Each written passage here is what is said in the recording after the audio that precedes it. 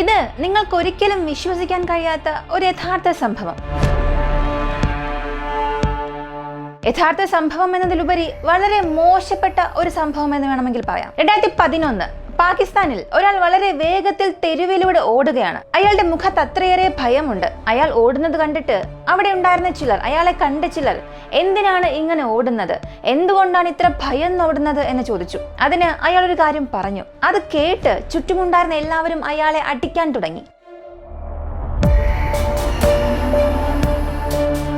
അയാളെ അടിച്ച് അവശനാക്കി പോലീസിൽ ഏൽപ്പിച്ചു.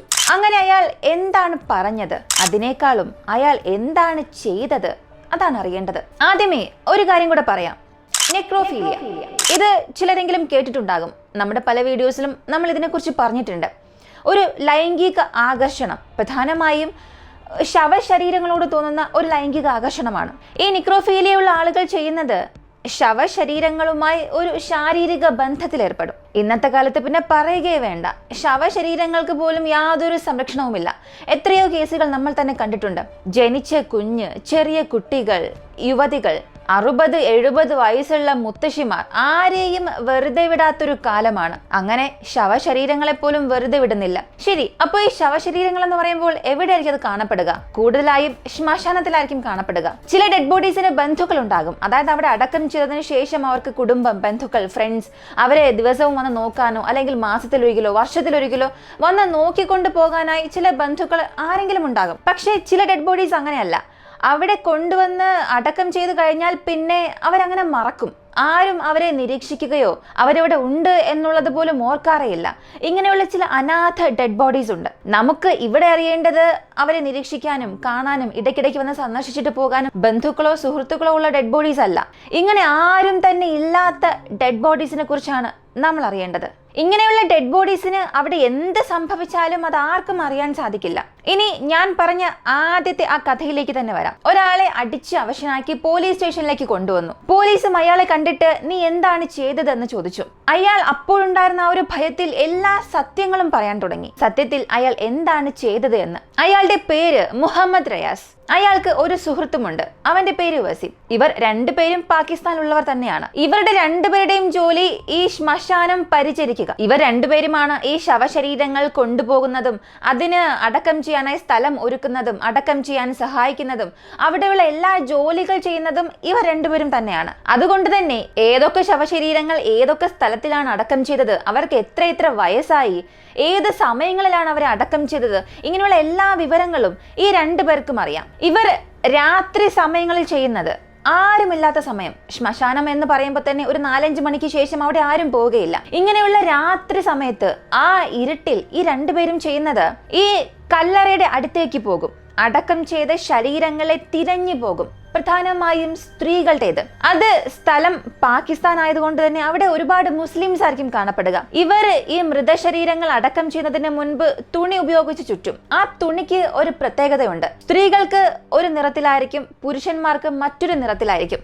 അതുകൊണ്ട് തന്നെ ഈ രണ്ടു പേർക്കും ആ തുണി വെച്ച് തന്നെ ഇത് സ്ത്രീയുടെ ഡെഡ് ബോഡിയാണോ പുരുഷന്റേതാണോ എന്നുള്ളത് അറിയാൻ സാധിക്കും. അങ്ങനെ തുണിയുടെ നിറം വെച്ചാണ് ഇവർ രണ്ടുപേരും അത് കണ്ടുപിടിക്കുക.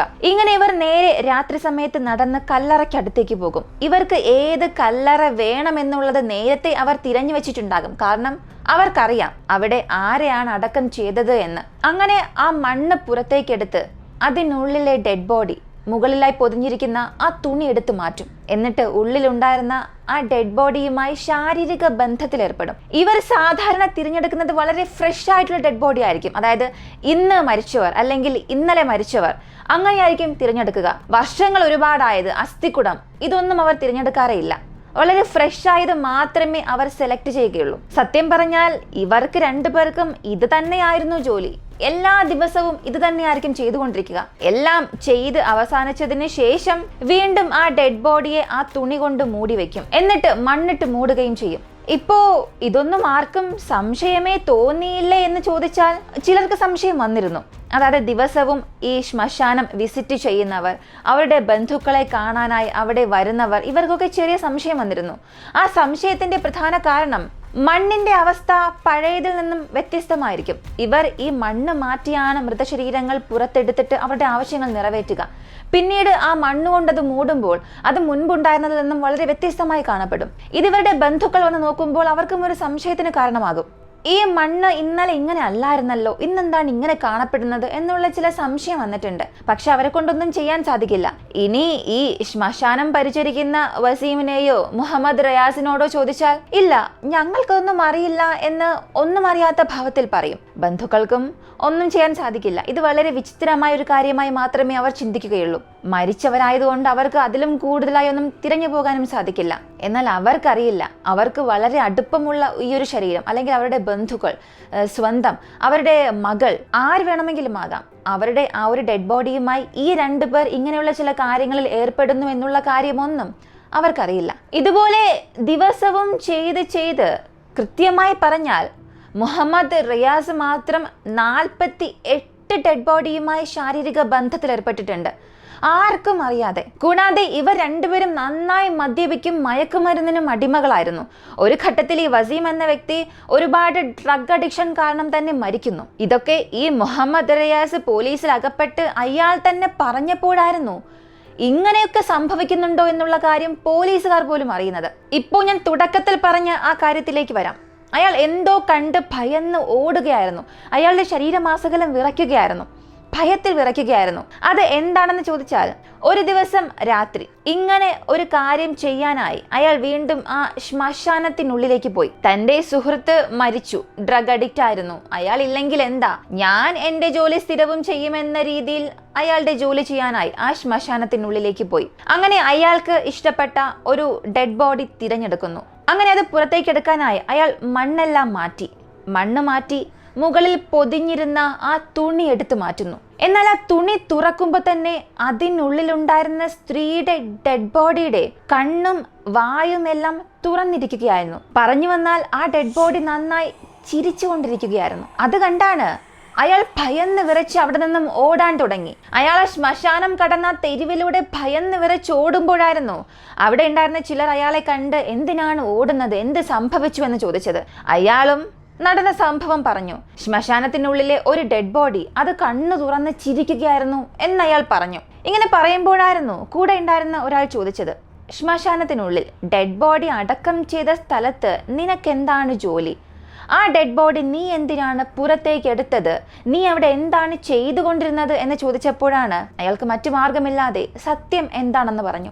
അങ്ങനെയാണ് നാട്ടുകാരെല്ലാവരും അയാളെ ക്രൂരമായി മർദ്ദിക്കാൻ തുടങ്ങി. മർദ്ദിച്ച് അയാളെ പോലീസിലും ഏൽപ്പിച്ചു. സത്യം പറഞ്ഞാൽ ഇങ്ങനെയുള്ള കേസുകൾ ഈ 1-2 കേസുകളൊന്നുമല്ല, ഒരുപാട് സംഭവങ്ങൾ ഇതുപോലെ തന്നെ നടക്കുന്നുണ്ട്. നമുക്കറിയാവുന്നത് ന്യൂസിൽ വരുന്നതും പത്രങ്ങളിൽ കാണുന്നതും ഒക്കെ മാത്രമായിരിക്കും. പക്ഷെ നമ്മൾ അറിയാത്തതായി എത്രയോ ഉണ്ട്.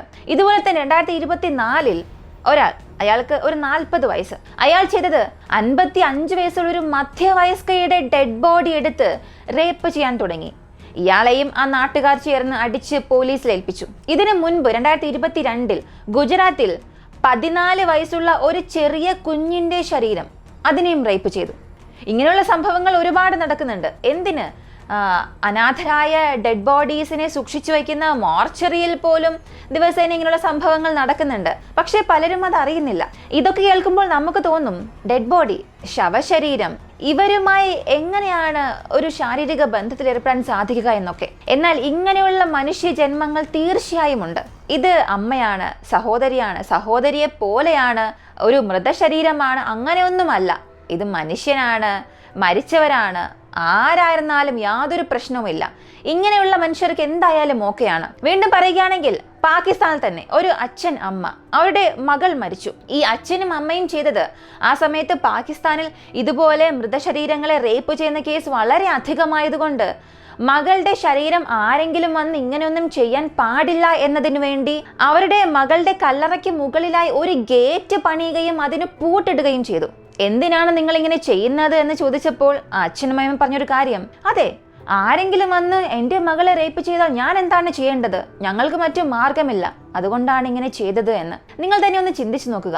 അവർ അത്രത്തോളമൊക്കെ ചിന്തിച്ചിട്ടുണ്ട്. അപ്പോ ഇങ്ങനെയുള്ള കേസുകൾ എങ്ങനെ അവസാനിപ്പിക്കുമെന്ന് ചോദിച്ചാൽ ഇത് തന്നെയല്ലേ ഉള്ളൂ ഒരു മാർഗം. ഓരോരുത്തരും അവരവരുടെ ബന്ധുക്കൾ അല്ലെങ്കിൽ മകൾ, സഹോദരി, ഭാര്യ ഇവരുടെ കല്ലറകളിൽ ഇതുപോലൊരു ഗേറ്റും പൂട്ടും കൊടുക്കേണ്ടി വരും. അല്ലാതെ എന്ത് പറയാൻ സാധിക്കും? ഒരാൾ അത്രത്തോളമൊക്കെ ചിന്തിച്ചു എന്നുണ്ടെങ്കിൽ അവരെ കൊണ്ട് മറ്റു മാർഗം ഇല്ലാത്തത് കൊണ്ട് തന്നെ ആയിരിക്കണമല്ലോ. ഇതൊക്കെ എപ്പോ അവസാനിക്കുമെന്നേ അറിയില്ല. ജീവിച്ചിരിക്കുന്നവർക്കും ഇവിടെ യാതൊരു സംരക്ഷണവുമില്ല, മരിച്ചവർക്ക് പോലും യാതൊരു സംരക്ഷണവുമില്ല. ഇങ്ങനെയുള്ള കേസുകളെ കുറിച്ചുള്ള നിങ്ങളുടെ അഭിപ്രായം എന്താണെന്നുള്ളത് കമന്റിൽ പറയുക. ഇങ്ങനെയുള്ള രോഗങ്ങളുമായി അലഞ്ഞു തിരിയുന്ന മനുഷ്യർക്ക് എന്ത് ശിക്ഷ നൽകണമെന്നാണ് നിങ്ങൾ ആഗ്രഹിക്കുന്നത്? അല്ലെങ്കിൽ ഇവർക്ക് ശിക്ഷ എന്നതിലുപരി ചികിത്സയാണോ നൽകേണ്ടത്? നിങ്ങളുടെ അഭിപ്രായം മറക്കാതെ കമന്റിൽ പറയുക. ബെസ്റ്റ് കമന്റ് അടുത്ത വീഡിയോയിൽ വരുന്നതായിരിക്കും. മറ്റൊരു വീഡിയോയുമായി വീണ്ടും കാണാം.